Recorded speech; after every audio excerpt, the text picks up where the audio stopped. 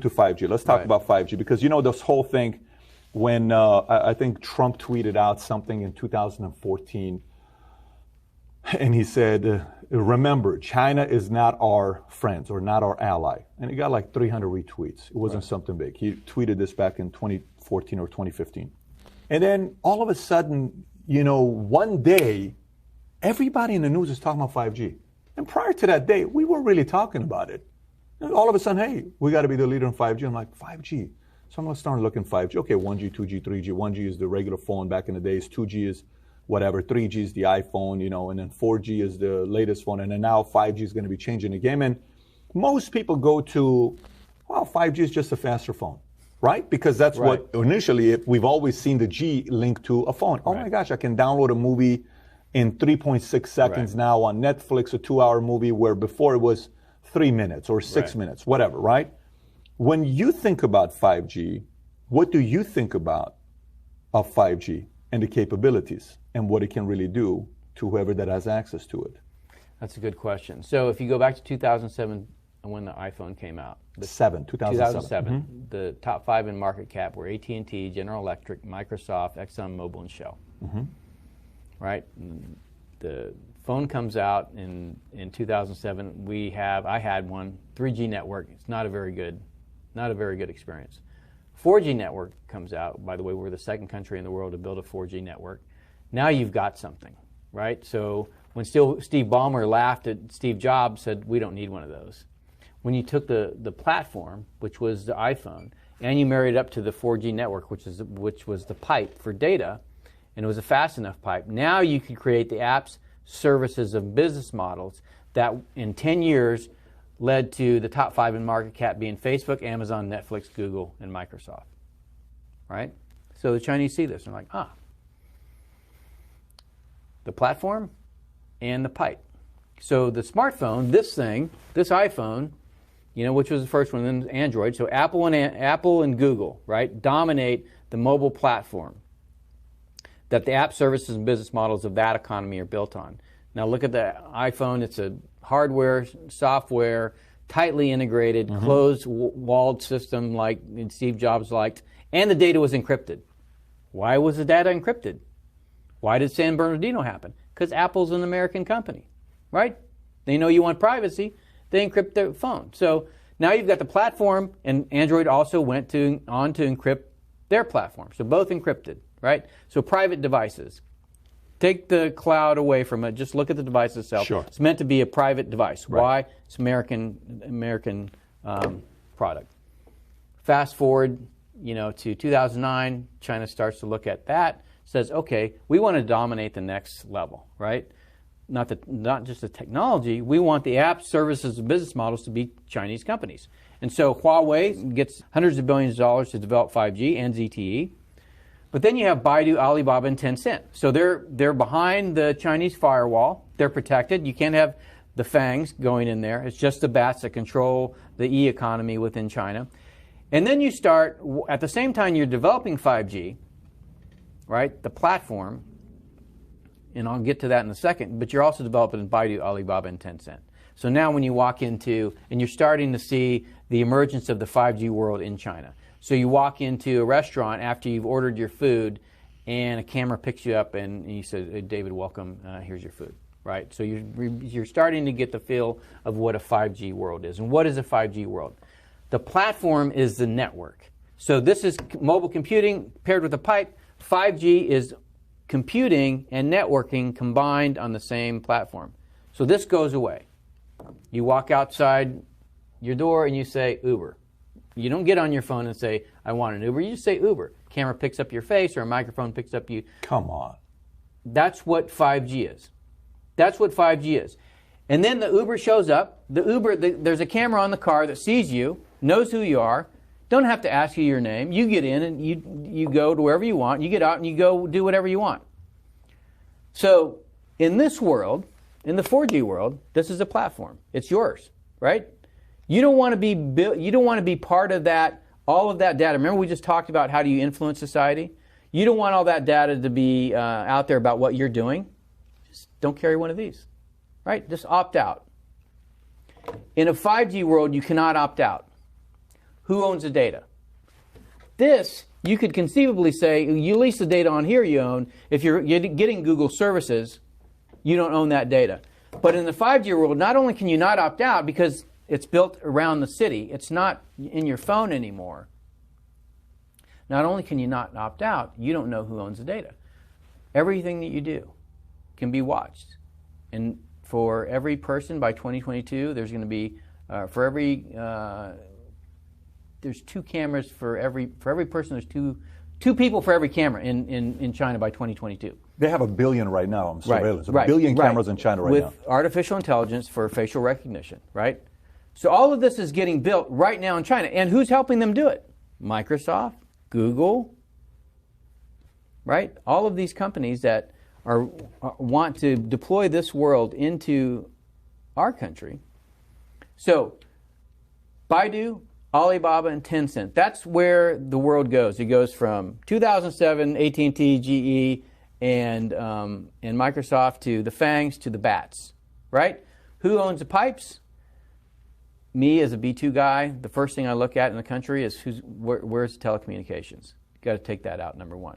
But if rather instead of taking it out, you own or control it, so Huawei builds the pipes, then because you're behind the Great Firewall, you've built the app services and business models of the 5G world. And you're, like I said, you're already starting to see that.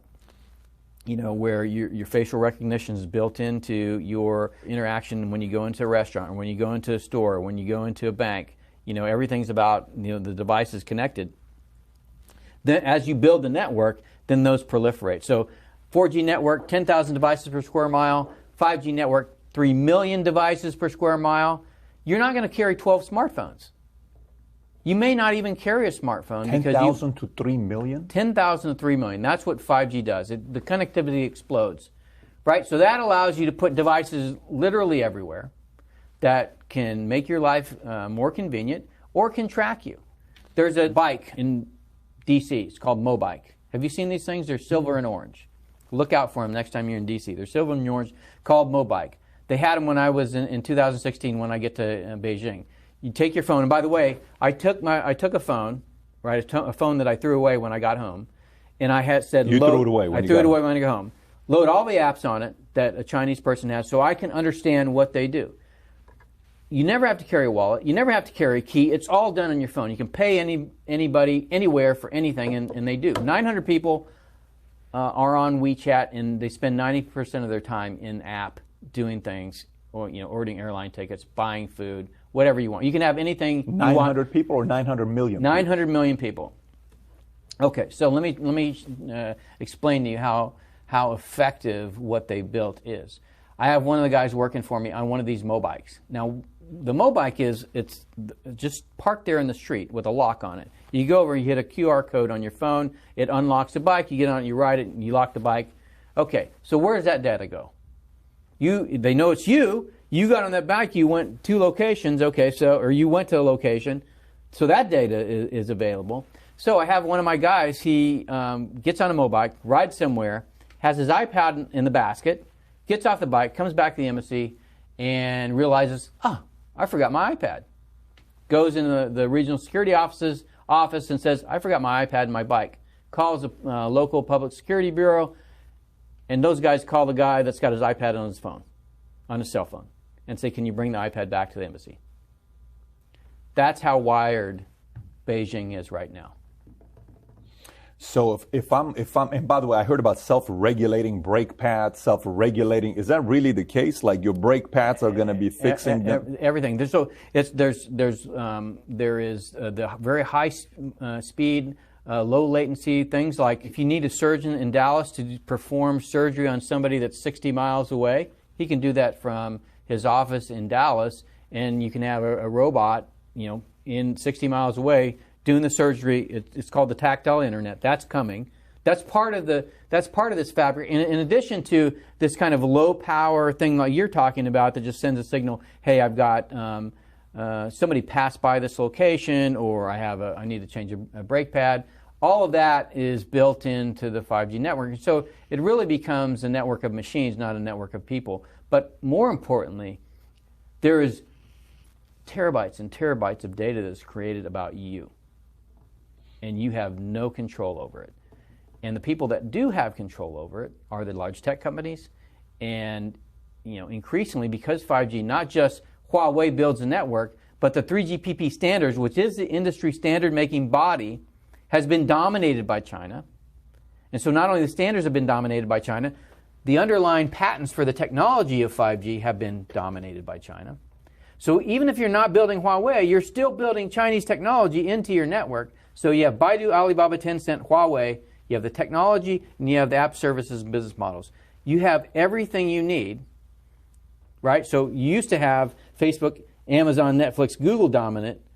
As those other companies become dominant because they've created the 5G world, now you're going to see the ability for China to deploy control literally everywhere. So why would we want that technology? Why would we want that technology in the US? Precisely. Which is what the fight about Huawei is. But I take it a step further. I say, even if you're building Ericsson, Nokia, or Samsung, because China dominates the standards and the technology, you're still building a lot of their technology into your network.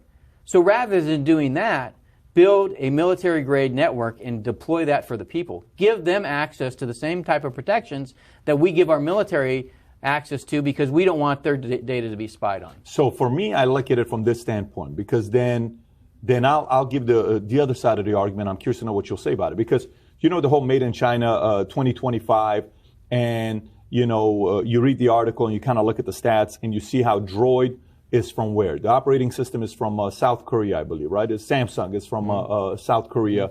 Apple iPhone is from U.S., and then you have Huawei, NZT. All these guys are from NTZ, I think, is it called, right? Is that what it's called? ZTE? ZTE is what it's called. NZT is Limitless with Bradley Cooper. My brain went to a whole different place.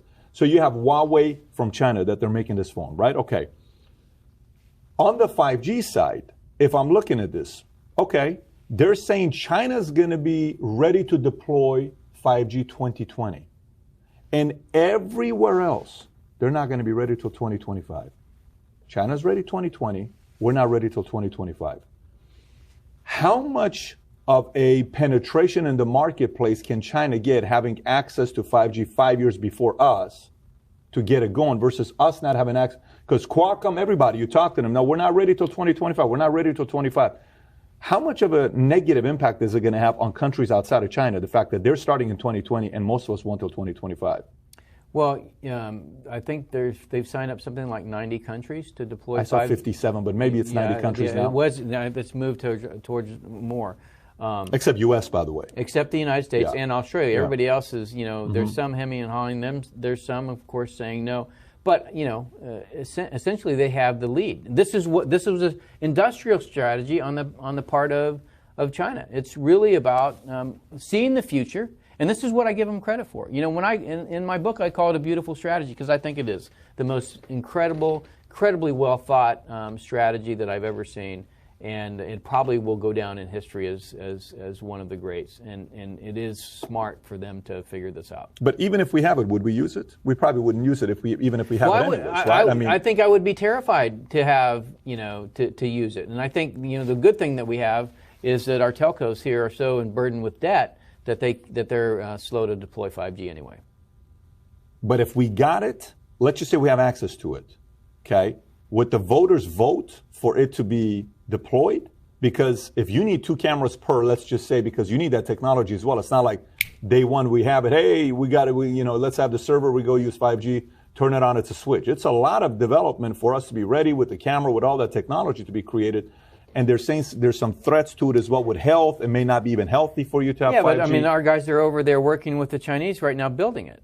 Right? They're helping them design the algorithms. They're helping to design a lot of the technology, because they've moved a lot of their design facilities over there because there's so much data. And you can go to Baidu and say, I just need tons of data so that I can run, work on my algorithm. So, it's not like they're not already working with the Chinese. Our companies are working with them to build this stuff. Do you think a form of Trump's negotiation with tariffs is a way for him to expect them to give access to 5G, where I'm not negotiating with you until you put that to us and help us speed up the process as well, or no? You don't think that's one of Trump's... So again, let's just go back to what 5G is. It's beamforming antennas with software-defined radios and software-defined networks. We've been working with that stuff in the U.S. military for years. We have the technology. We don't have to go to China. China doesn't necessarily have all the best technology. It's just we have all this technology we haven't commercialized. So we just need to turn around and put it out ourselves. Then why are they saying that we can't do it till 2025? Because the companies that do it, the equipment manufacturers, we don't have any more. We don't have any commercial equipment manufacturers. We have companies that work with the Defense Department. We don't have any that build for commercial telecoms. Now, Ericsson, Nokia, Samsung, they still build equipment. But again, as I said, they're so in partnered with China, except for Samsung, which pulled out for device manufacturing 3 or 4 years ago, but not equipment manufacturing. They're also corrupt, or not corrupt, but essentially having Chinese technology built into their system.